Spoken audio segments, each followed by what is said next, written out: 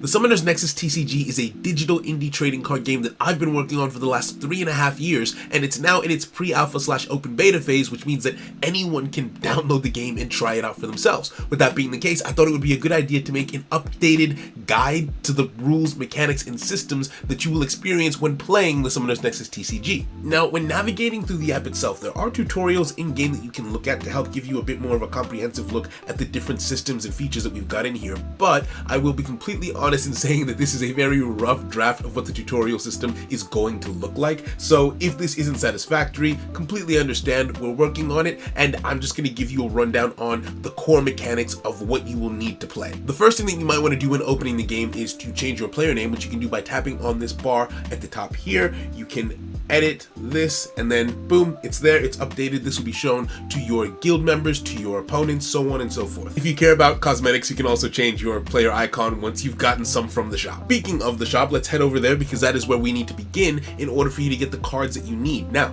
during the pre-alpha/open beta phase of the game, all of the cards are free in their base forms, which means if we scroll down to the starter decks, you can see all of the cards inside of these decks and purchase them completely for free. So if I come over to, for example, this deck, I click on purchase, the animation will play and you will automatically gain access to all of these cards. Not only that, you can automatically equip these cards into a base deck for you to play with in case you're not interested in building your own deck or you want to save the learning process for how to build a deck for later. You just come over here once you've gotten the cards unlocked, push the equip button, you choose which deck slot you want to equip it to. I'll select deck 2 for the time being, and boom, that's automatically equipped. Now, this is how you unlock the majority of the cards in the game, but let's say you want to be a bit more freeform, or you want to investigate and explore and not have us hold your hand through the deck building process. You can also come down here to the bottom of what we have as the current shop and just click on this working cards button. That will automatically unlock all 70 cards that have currently been coded into the game for you to use as you see fit. Now, you may be wondering, all right, if that's how we obtain the cards, what is the shop for? Well, right now the shop isn't completely operational. Well, it's operational, but we've shut it down for the most part, other than, allowing you to purchase the cosmetics that you want. And then if you come up here, right, you can still pull for, cards if you want to.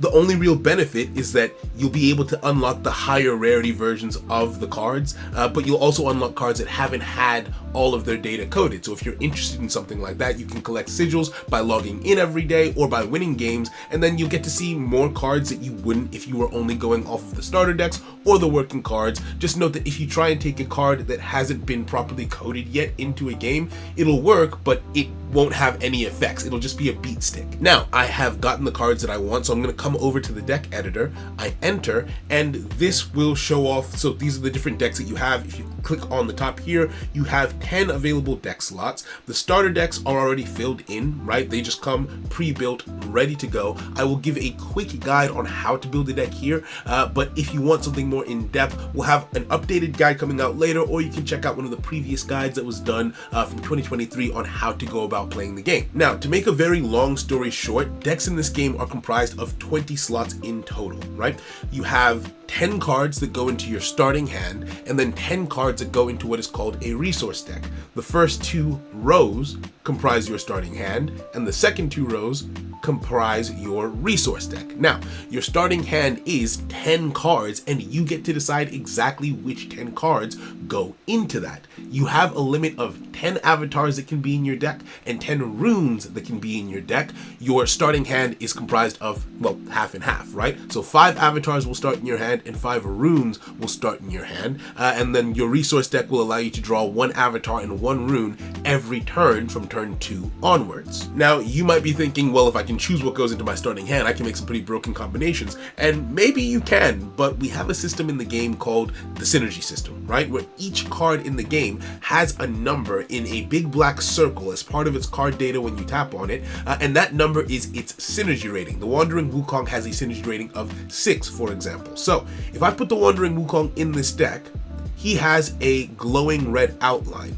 You'll notice that everything in the starter deck has a glowing green outline. Now, that red outline means that he cannot be played in the current format, right? The way that this deck is currently arranged, he isn't able to use his effects because his synergy requirements have not been met. Because his synergy rating is 6, you need 6 cards from his subset, from his family of cards, to be in your deck in order for him to use his effects. So we filter it down to the Wandering subset, and we'll add more of their cards in. So let's say I decide that I want to add these cards in. You tap on them, and then if you put the icon on the left is for the hand, and then the icon on the right is for the resource deck, depending on where you want them to go. So imagine that I want all of these cards to go into my starting hand,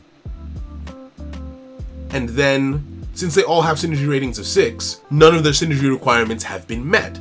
But once we add in this 6th card to the resource deck, suddenly the entire row glows green, which means this is now, all of the cards in my hand have active synergy, which is perfect. The cards in my hand have to have active synergy for my deck to be considered valid and for me to be able to take it into a contest. Now let's add in the runes. Now, runes being magic cards do not have a synergy rating like the avatars do, so you don't have to worry about, okay, the cards from one family or another family coming together. There's no synergy requirements mentioned here, so they don't count towards the synergy rating, but they also don't have one. So we've thrown in our 10 runes, they're in the deck. This is where it gets a little bit interesting. Since my synergy requirement of 6 has been met, I don't have to keep on adding avatars from the Wandering subset. I can if I want to, but I have the freedom to choose another subset whose synergy rating fits into what I've got here. I have 4 spaces left in my deck, which means that if they've got a synergy rating of 4 or less, they'll fit in here perfectly. So these cards, the Ancient Beast subset, all have a synergy rating of 4, which means that they can be played together. So if I put all of these, right, when I put the first 2 in, since they're in the resource deck and not the hand, they don't get a red outline saying that, oh, hey, these cards don't work. If I wanted to take them in like this, I could, but what I'm going to do is add in a few more, and just like that, we have a perfectly valid deck where every card in the deck has its synergy requirements met, right? Now, the cards in your hand must have active synergy. They must have a green border for your deck to be considered valid, or else it'll have an exclamation mark near the top. Now, the cards that are in your resource deck technically don't have to have active synergy, right? It just means that if you take them into a game and they don't have active synergy, for example, let's say I put this in my deck instead of meeting the requirements of these 3 cards. Well, these 3 cards don't have a glowing border, right? It means that they won't be able to use their effects, but as you can see, there's no exclamation mark here. This is a perfectly valid deck because all of the cards in my hand have had their synergy requirements met, right? So these will just be beat sticks. So ideally you do want to have the synergy requirements met unless you're going for a specific strategy that doesn't require you to use the effects of the cards in your resource deck. Now let's get into an actual game so I can explain the game mechanics. If you want to play against someone, generally speaking, you'll come over to the ranked arena, right? You choose which deck you want to play with. You can also see what rank you are and like the full leaderboard of who is ranked where against you, right? The top 100 players are ranked here, and then you can see your position among them. Now, if you don't want to do ranked PvP, let's say you want to play against a specific friend, you come over to the contest hall, make a room, and give them the code. Or if you want to play single player against our practice AI, you push on this train button, you select the specifications of how you want the AI to play. Let's go with balance, let's go with normal, and then you choose a deck to use. And just like that, you're ready to go. Now, very quickly, I'm going to get into a match against the practice AI to sort of show you what the mechanics of the game are. Now, you and your opponent play simultaneously in this game. So while you're thinking, they're thinking, while you're moving, they're moving, so on and so forth. The game is broken into multiple stages and phases, right? Starting with the preparation phase where you get to decide which cards go on the field. You're able to summon 3 avatars every single turn, and you're able to set 3 runes. You switch to see the other display of your cards, right? This is my rune hand, right? But if I want to see the avatars in my hand, I just click on this icon and it goes right back, right? So you're allowed to set 3 avatars and 3 runes each turn. You can put 2 avatars in the assault zone, 2 in the defense zone, 1 in the counter zone, 1 in the Nexus, right? Now, all of those are just words to you currently, but the assault zone is the zone that allows you to follow a path to your opponent's life points to attack them directly. The defense zone protects your life points. The counter zone intercepts incoming attacks, and the Nexus is just a safe zone in the middle. Now, during the declaration phase, both you and your opponent will reveal to each other what you did, what you put on the field during the preparation phase, and you'll notice that my life points went down. Both players start with 1,200 life points, and when you summon avatars, there is a cost to it, right?